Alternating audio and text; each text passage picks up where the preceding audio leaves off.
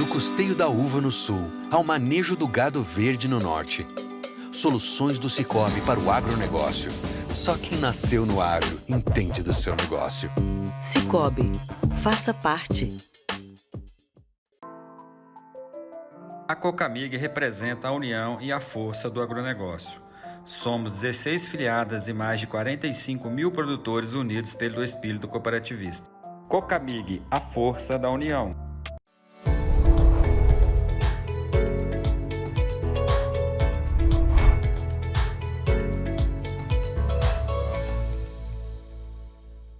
Começando mais um episódio do podcast Pro Café, eu sou Alexandre, estou aqui com o Alisson e hoje, como combinado com o pessoal que segue a gente lá, que segue a Pro Café no Instagram, nós abrimos uma caixinha de pergunta lá, né, Alisson? Quero pro pessoal colocar a dúvida e a gente traria essas dúvidas para cá, para ir respondendo pro pessoal dentro do podcast. Por quê? Porque às vezes respondendo, escrevendo ali e tudo, a gente não consegue dar uma resposta adequada para a pessoa, né? Isso aí. Então, vamos começar, né, Alisson? Bora.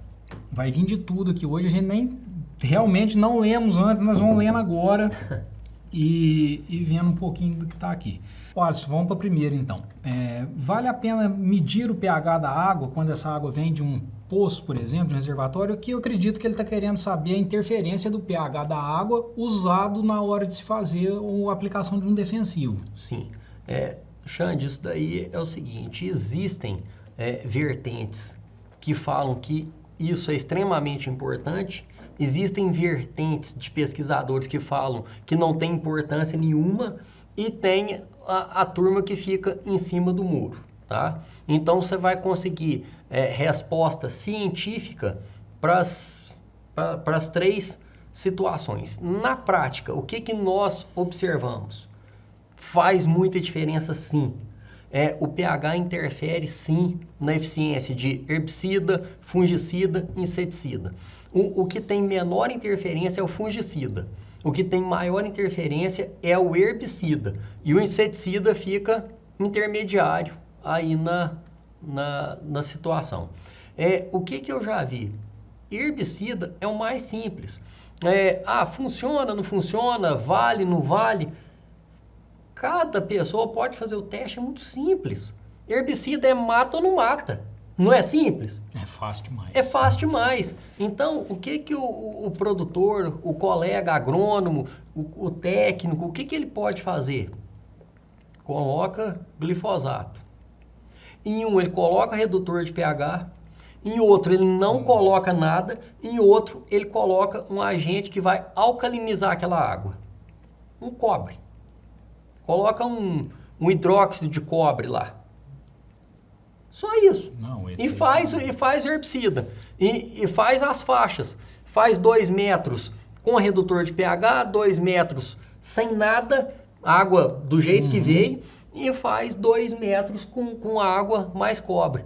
Depois manda aí pra gente o resultado. Eu tenho certeza que o resultado é muito diferente. Alisson, eu conversando muito com o Aero, que é professor na pós de tecnologia de aplicação. Gente, é tão barato, não justifica hoje. É muito mais fácil você usar um redutor de pH na tua mistura de calda do que você medir o pH do seu... Não, você já parte para um redutor de pH. Não vale o risco, né? É muito melhor. Não vale o risco. E assim, Xande, tem produtos, não vamos falar, né? Mas tem produtos de empresas excelentes, né? De empresas excelentes aí, que eles põem o redutor de pH no produto. Aí você fala, tá achando... esse produto, o efeito é melhor do que o do concorrente ou do genérico. Por quê? Porque já tem um redutor de pH. Xande, você tá achando que uma empresona vai deixar o produto dela ser queimado no mercado pela água que está sendo Pela usada? água que está sendo usada? Por ausência de um redutor de pH. Por ausência ou um redutor de pH que não tem uma eficiência tão boa. Ele já coloca ali no produto e pronto, acabou. Alisson, isso é uma dica para o pessoal no herbicida, uma dica barata e para lá de eficiente, que é o ácido muriático, né, Alisson? Ácido muriático. Nossa, é outra coisa redutor de pH. Redutor de pH barato demais da conta. Para né? herbicida. Para herbicida é excelente. Vamos para uma segunda. Por que não existe café enxertado? Existe sim. Existe sim. Região de Garça, Marília, Ali o pessoal usa muito café enxertado com porta-enxerto de Apoatã para resistência ao meloidógeno incógnita paranaense ali, usa muito. Tem sim. É possível pulverização eficiente com baixo volume de calda na montanha com bomba costal? Ô Alisson, eu já fico Depende do produto. Não, e depende do seguinte, bomba costal. Qual bomba costal?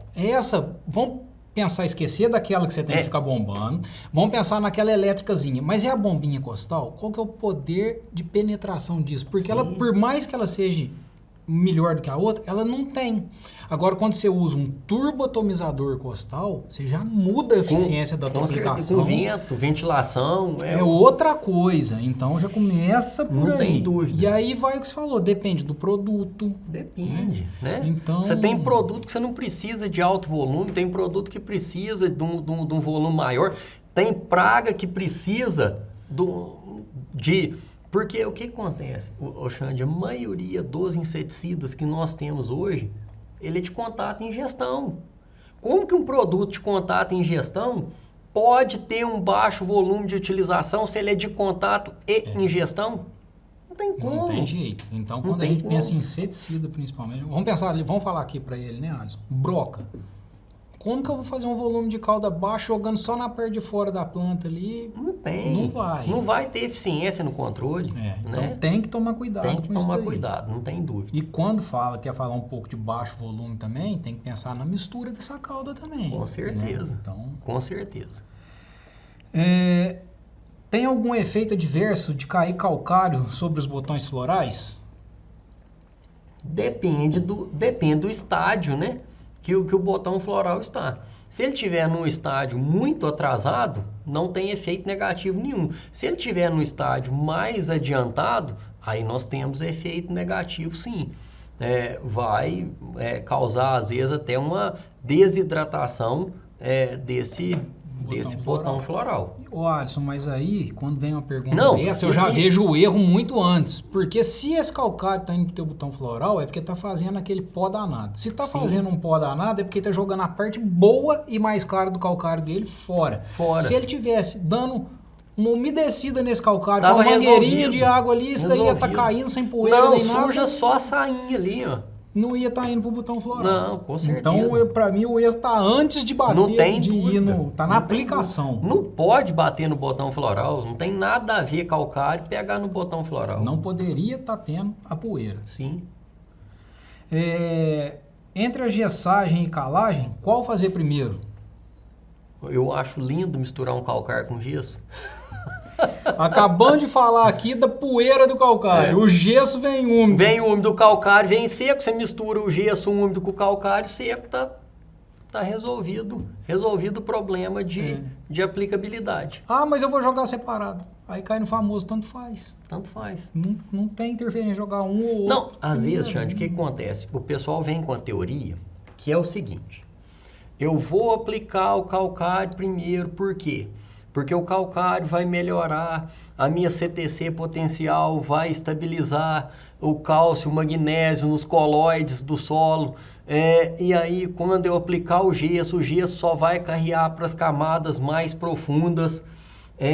Só vai carrear para as camadas mais profundas o cálcio, o magnésio que não estiver aderido aos colóides do solo. Tá.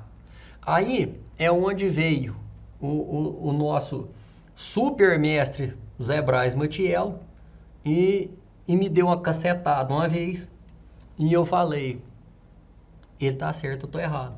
Quando eu falava, não pode misturar super simples com calcário, porque vai dar reação.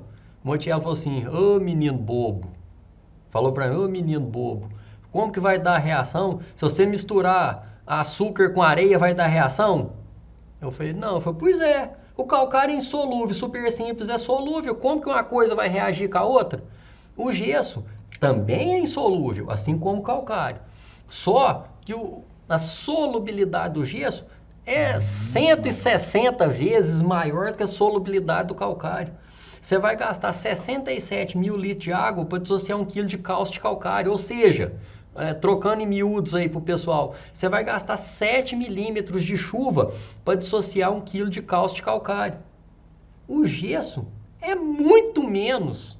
Então, essa situação. Então, para você colocar o calcário e aplicar o gesso no momento que o calcário já tem estabilizado o cálcio e magnésio nos colóides do solo, isso começa a acontecer em janeiro, fevereiro. Você tem que aplicar então, o você teu tem que calcário agora e o teu gesso. E o gesso em janeiro, fevereiro. Como que você vai fazer uma situação dessa? Não Esquece.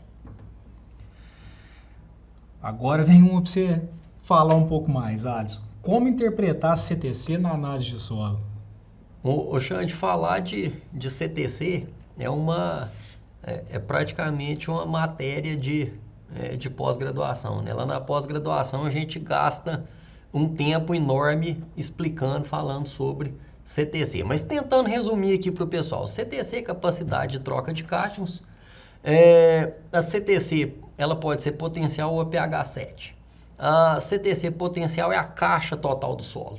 É quanto esse solo aguenta de todos os cátions. Hidrogênio, alumínio, cálcio, magnésio, potássio, zinco. É quanto essa manganês, cobre, é quanto essa CTC aguenta de todos os cátions ali aderidos a ela. A CTC efetiva é no pH natural do solo naquele momento. Então sai fora dessa CTC efetiva ali o hidrogênio, né? Fica só alumínio, cálcio, magnésio, potássio e os demais cátions. Qual que é a importância disso? Às vezes o pessoal costuma pensar que quanto maior a CTC, melhor é o solo. E isso não é verdade. Uma CTC potencial muito alta é um solo extremamente difícil de se trabalhar. Um solo com CTC potencial muito baixa também é um solo extremamente difícil de se trabalhar. Mas vamos dar números a isso, porque senão fica muito disperso para o pessoal entender. O que é uma CTC potencial muito alta, acima de 12? Muito difícil de trabalhar. O que é uma CTC potencial muito baixa? Abaixo de 5. Também é uma CTC potencial muito difícil de trabalhar. Por quê? Porque nós temos na relação cálcio, magnésio e potássio uma relação ideal 9:3:1. 9 de cálcio para 3 de magnésio para 1 de potássio. Para nós termos uma produtividade média legal, eu preciso no mínimo, não é o ideal, eu preciso no mínimo de 3 de cálcio, 1 de magnésio e 0,33 de potássio. Nessa soma já dá 4,33. Então, no CTC de 5 já está, ou seja, a caixa já está inteira cheia no CTC de 5. Então, é um solo muito difícil de trabalhar. E num solo que eu tenho 12, se eu trabalhar lá com 60%, que é dito como sendo o ideal para a cafeicultura, 60%, né? 60% de 12 vai dar muito alto. Então, se eu tiver lá o maravilhoso, né? Que 4,5 de cálcio, 1,5 de magnésio e 0,5 de potássio, vai dar 6,5 essa soma, né? Que é pouco mais de 50% desse 12. Então, você tem CTC potencial de 15. Como que você vai encher isso tudo com cálcio, com calcário, que é cálcio, magnésio, de baixa solubilidade, insolúvel? E a natureza está colocando para você hidrogênio de graça, com decomposição de matéria orgânica, a própria decomposição da rocha, formação do solo, chuva ácida, a remoção de base pela colheita, a planta, o próprio sistema radicular libera H+, quando absorve um cátion. Você tem fertilizantes de reação ácida, ureia, sulfato de amônio, nitrato de amônio, tudo acidifica o solo, todos esses acidificam o solo. Isso daí é de graça. Enquanto você está tentando elevar essa CTC para 60%, acima o CTC de 15% para 60%, é praticamente impossível de você conseguir. Ô, Alisson, eu falo que tentar ficar elevando a CTC numa situação dessa é a mesma coisa de colocar eu e o Anderson Silva no ringue. É o cachorro correndo atrás do rabo. Nele agora, vou ficar lá a vida, né? É o cachorro correndo atrás do rabo. Uma única dica que a gente pode deixar pro pessoal é cuidado ao olhar só a CTC, olhar ver, ficar olhando a quantidade dos nutrientes em percentual da CTC sem olhar os valores absolutos, né, Alisson? É um geral de tudo. Agora fala assim, Alisson, qual que é a CTC que você gosta? Qual que é a CTC que você gosta? De 8 a 10.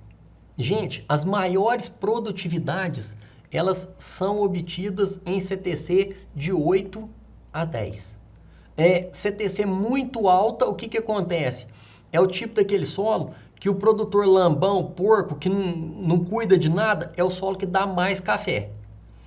A CTC muito baixa é aquela que nunca dá café. Né? Agora, o cara que trabalha direitinho, que faz um manejo legal de correção e adubação, a CTC de maior produtividade é de 8 a 10. Vamos para a próxima. Esqueletamento ou decote? Opa! A semana passada nós falamos de podas, exatamente. Né? E tudo. E aqui, como 99% das coisas em agronomia, né, Alisson? Não depende. É tudo. Sim, mas na grande maioria das vezes, é esqueletamento. Porque uma coisa que o pessoal às vezes tem muita, uma ilusão, é que o decote melhora a saia.